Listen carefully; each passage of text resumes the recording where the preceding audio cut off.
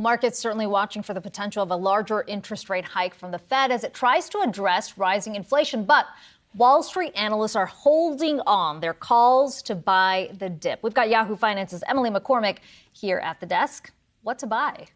Well, Akiko, what to buy, what not to buy is really what Wall Street analysts are saying at this point. Wall Street firms are really stepping away from this notion, this advice of buying the dip at this particular juncture. Now, this is a big departure from that time-honored strategy that investors as recently as last year had really been successfully employing. We think about the fact that if you'd bought that dip, that March 23rd, 2020 low just a couple years ago at the height of the pandemic and held on to it through the market peak of January 3rd this year, you'd be up by 114%. And yet, with this particular dip and the declines even that we saw yesterday, this decline of 22% now that we're seeing on the S&P 500 from that January 3rd high, Wall Street is saying that it's probably too early to really be stepping into this market. Now, in terms of the case for staying on the sidelines here, do you want to highlight three key points from strategists over at BlackRock? Now, first, they argue that earnings estimates are still too optimistic and that markets haven't fully priced in this impact that inflation is going to be having on company profits. So when we think about the impact that rising labor costs, that rising input costs are going to be having on corporate earnings,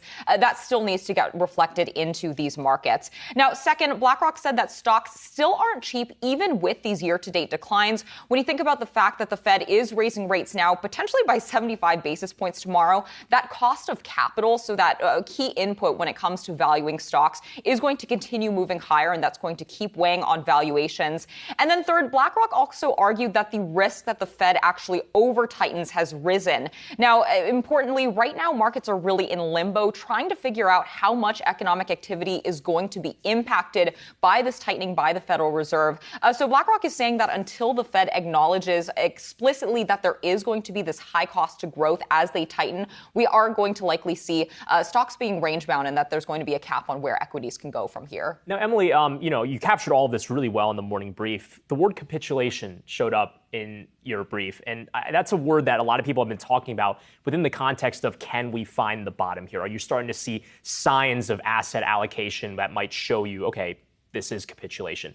What are you hearing on that front?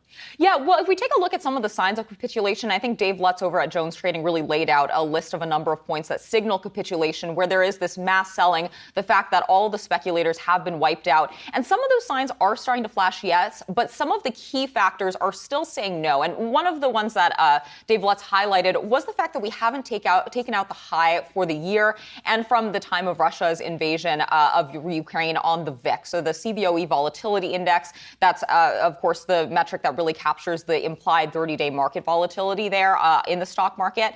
And we haven't necessarily seen the VIX rise above that 38 level, which is around the high that we saw for the year to date and in February. So until we get that and a couple of other signs, potentially sign here that we still have a ways to go on the downside in these markets. All right, Yahoo Finance, Emily McCormick, thanks so much. Appreciate it.